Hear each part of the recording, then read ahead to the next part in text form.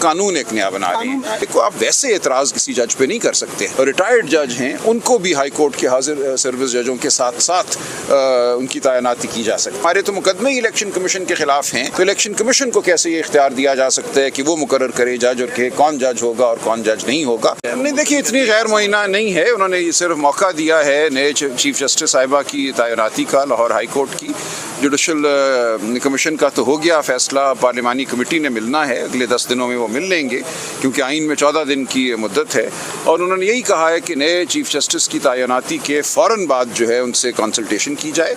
और 2 जज साहिबान ने बड़ी वजाहत से कहा कि पैनल वैनल मांगना आपका कोई हक़ नहीं है, आप बताइए क्यों आपको कोई नाम जो चीफ जस्टिस ने दिया है वो काबिल कबूल नहीं है।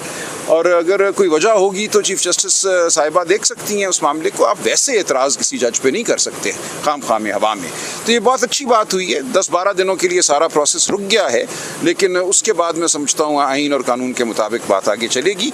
और जो इस्तेहकाक है चीफ जस्टिस का किसी भी हाई कोर्ट के कि वो नाम दे, वो समझते हैं कि कौन जज बेहतर है इलेक्शन ट्राइब्यूनल में काम करने के लिए, किसके पास गुंजाइश है, बाकी काम भी करनी है जज साहिबान ने। तो ये तमाम मामला वापस चीफ जस्टिस के हाथ में गया है। सलमान राजा साहब, पाकिस्तान तहरीक इंसाफ के वकील ने आज चीफ जस्टिस पर जो है वो एतराज़ उठाया है बेंच में होने पर, क्या समझते हैं? देखिए, लोगों की अपनी अपनी सवाबदीद होती है, अपने तासुरात होते हैं, मैं उस पर ज़्यादा बात नहीं करूँगा। लेकिन बहरहाल एक बात हो गई, अब ये हमारे पीछे है। आगे हम मुकदमा ही लड़ेंगे कानून के मुताबिक, आइन के मुताबिक, अदालत के अंदर। तो सर, ये जो आइनी तरमीम आ रही है और आज पास भी हो रही है, तो उसके बाद क्या स्टेटस बनेगा? आइनी तरमीम नहीं आ रही, वो कानून एक नया बना रही है। उस कानून के ज़रिए वो इलेक्शन एक्ट 2017 में तरमीम कर रहे हैं और ये कह रहे हैं कि जो रिटायर्ड जज हैं उनको भी हाई कोर्ट के हाजिर सर्विस जजों के साथ साथ उनकी तैनाती की जा सकती है। तो ये हमने ऑर्डिनेंस की शक्ल में ये पहले ये तरमीम आई थी, उसको हाई कोर्टों में चैलेंज किया हुआ है। इस्लामाबाद हाई कोर्ट ने बहुत सख्त इस बात का नोटिस लिया कि आप कैसे किसी जज से मुकदमा छीन कर किसी और के हवाले कर सकते हैं, रिटायर्ड जज के।